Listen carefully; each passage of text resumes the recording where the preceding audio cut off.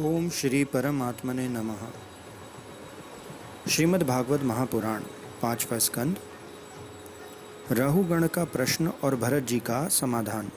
राजा राहुगण ने कहा, भगवान, मैं आपको नमस्कार करता हूँ। आपने जगत का उद्धार करने के लिए यह देह धारण की है। योगेश्वर, अपने परम आनंदमय स्वरूप का अनुभव करके आप इस स्थूल शरीर से उदासीन हो गए हैं तथा एक जड़ ब्राह्मण के वेश में अपना नित्य ज्ञानमय स्वरूप को जन साधारण की दृष्टि से ओझल किए हुए हैं। मैं आपको बार बार नमस्कार करता हूँ। ब्राह्मण, जिस प्रकार ज्वर से पीड़ित रोगी के लिए मीठी औषधि और धूप से तपे हुए पुरुष के लिए शीतल जल अमृत तुल्य है, उसी प्रकार मेरे लिए, जिसकी विवेक बुद्धि को देह अभिमान रूपी विषैले सर्प ने डस लिया है, आपके वचन अमृतमय औषधि के समान है। देव, मैं आपसे अपने संशयों की निवृत्ति तो पीछे कराऊंगा। पहले तो इस समय आपने जो अध्यात्म योगमय उपदेश दिया है उसी को सरल करके समझाइए। उसे समझने की मुझे बड़ी उत्कंठा है।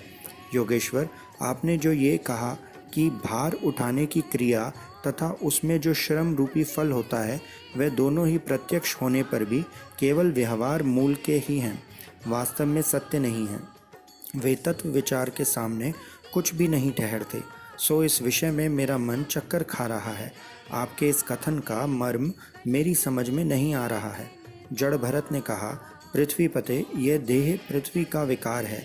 पाषाण आदि से इसका क्या भेद है? जब वह किसी कारण से पृथ्वी पर चलने लगता है तब इसके भारवाही आदि नाम पड़ जाते हैं। इसके दो चरण हैं, उनके ऊपर क्रमशः टखने, पिंडली, घुटने, जांघ, कमर, वक्षस्थल, गर्दन और कंधे आदि अंग हैं। कंधों के ऊपर लकड़ी की पालकी रखी हुई है, उसमें भी सौवीर राज नाम का एक पार्थिव विकार ही है, जिसमें आत्मबुद्धि रूपी अभिमान करने से तुम, मैं सिंधु देश का राजा हूँ, इस प्रबल मद से अंधे हो रहे हो, किंतु इसी से तुम्हारी कोई श्रेष्ठता सिद्ध नहीं होती। वास्तव में तो तुम बड़े क्रूर और धृष्ट ही हो। तुमने इन बेचारे दीन दुखिया कहारों को बेगार में पकड़कर पालकी में जोत रखा है और फिर महापुरुषों की सभा में बढ़कर बातें बनाते हो कि मैं लोगों की रक्षा करने वाला हूँ। यह तुम्हें शोभा नहीं देता। हम देखते हैं कि संपूर्ण चराचर भूत सर्वदा पृथ्वी से ही उत्पन्न होते हैं और पृथ्वी में ही लीन होते हैं, अतः उनके क्रिया भेद के कारण जो जो अलग नाम पड़ गए हैं, बताओ तो उनके सिवा व्यवहार और क्या मूल है?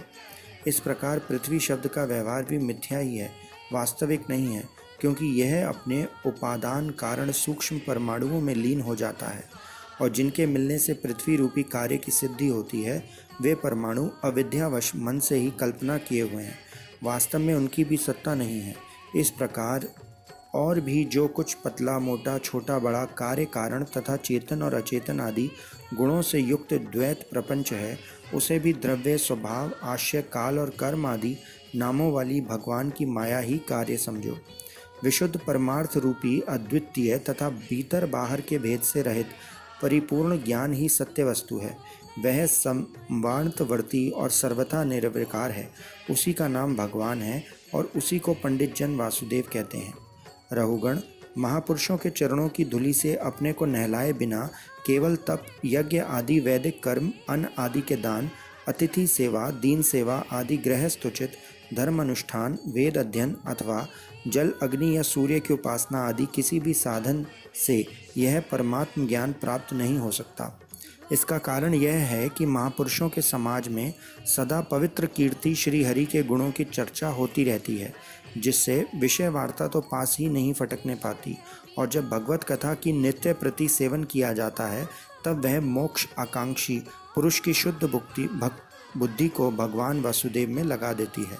पूर्व जन्म में मैं भरत नाम का राजा था। ऐहिक और पारलौकिक दोनों प्रकार के विषयों से विरक्त होकर भगवान की आराधना में ही लगा रहता था, तो भी एक मृग में आसक्ति हो जाने से मुझे परमार्थ से भ्रष्ट होकर अगले जन्म में मृग बनना पड़ा। किंतु भगवान श्री कृष्ण की आराधना के प्रभाव से उस मृग योनि में भी मेरी पूर्व जन्म की स्मृति लुप्त नहीं हुई। इसी से अब मैं जन संसर्ग से डरकर सर्वदा असंग भाव से गुप्त रूप से ही विचरता रहता हूँ। सारांश यह है कि विरक्त महापुरुषों के सत्संग से प्राप्त ज्ञान रूपी खड्ग के द्वारा मनुष्य को इस लोक में ही अपने मोह बंधन को काट डालना चाहिए।